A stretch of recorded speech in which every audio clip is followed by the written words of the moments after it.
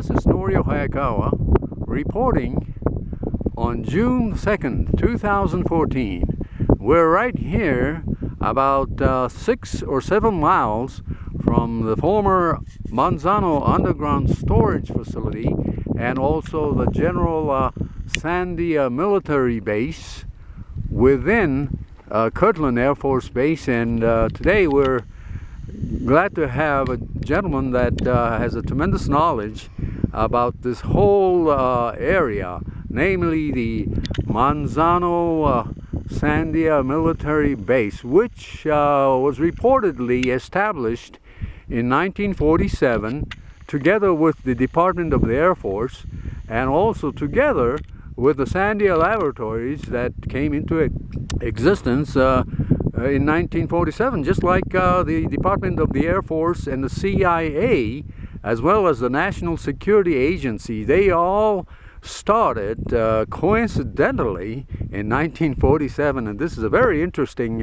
location. I would say this is probably almost an equivalent of an Area 51 of Albuquerque, New Mexico. New Mexico's Albuquerque's own version of I would say Area 51, where they test a lot of different things. And we have this gentleman that will explain to you the significance of that Manzano underground storage, nuclear storage area that you see right now, and he will give you an explanation. We see those two some kind of parabolic, the antenna area, I guess, and that's to the left is the Manzano underground storage area. Is that so? Yes, that's the Manzano base area there, where they used to store all the nuclear material there in the mountain itself. As you go from there, it's training area now. To the left, you got some of the radar antenna dishes. A little bit further over to the right, you have the Starfire Optical, and the back canyon back there is where Coyote Canyon is located, and supposedly the UFOs have landed or come in out there. Come back across to the right a little bit more, you'll see a long white building. It's more of a Quonset hut type thing, kind of a space junkyard area.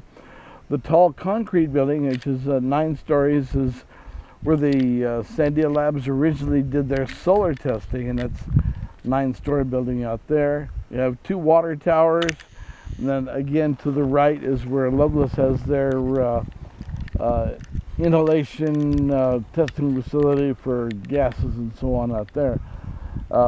Almost directly behind the solar tower, though, you'll see a couple small buildings, and that's where the U.S. Geological Service has their earthquake monitoring center for the Rio Grande Rift Valley here. Okay, so I need to ask you a question about what we see in the distance, namely those what look like observatories. They are actually part of the Project Starfire that had been continuously going on since around the late 70s. Is that right? And is that some kind of a laser optics tracking technology, do you think? Yes, that's where the adaptive optics actually got its start, right here at Kirtland. And they do a computer analysis of the laser light that they shoot up into the upper atmosphere, measure the wind turbulence and everything, and that's how they can correct it and get a much sharper image. Rumor has it they can get pictures from this location here as good as, if not better than, the Hubble Space Telescope. That is amazing. But I know that's quite a stretch, but they can do pretty good out here. All right, and I have another question about the Loveless, some kind of a biological experimental facility. It's my understanding that they were testing what kind of chemicals are susceptible to, like animals and so on. Is that right? That's correct. That's what I've heard in the past. They've had chimpanzees and I guess other animals that they've done some testing with out there. It's kind of unknown But you got to stop and realize old man Lovelace himself was very much into aviation and respirators. He was the one that designed the respirators for the pilots today, and they've just done the modifications on it. But this valley here, this area that you see, is where all of that was actually created and developed. So a lot of science out here, a lot of science with the Sandia Laboratories, and they're still doing more stuff. Even with the Mars, you know, object that they sent up there that bounced in the balloons and all that was tested out here in this, you know, mountain range here. And so fascinating.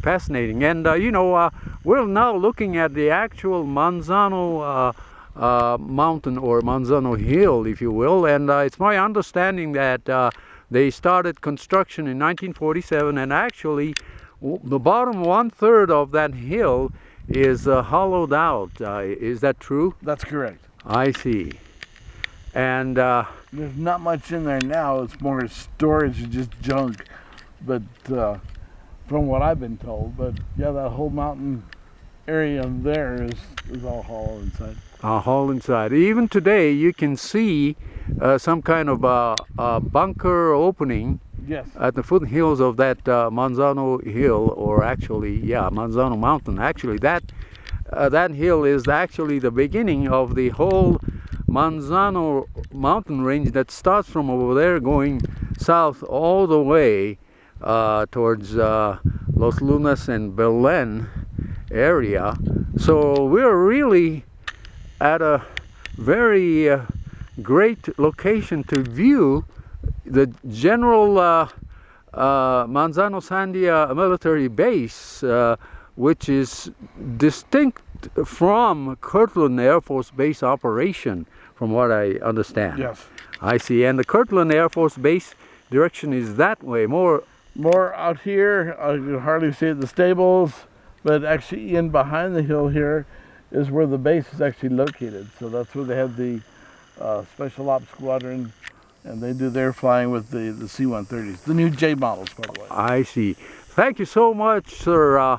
We're reporting from about 8 miles away from the Manzano-Sandia Military Base, what I would like to call an equivalent of almost like Area 51 in Nevada, but this is Albuquerque's version of this expansive complex of the Sandia Base and all that accompanies the so-called Black Projects programs. This is Norio Hayakawa reporting, June the 2nd, 2014.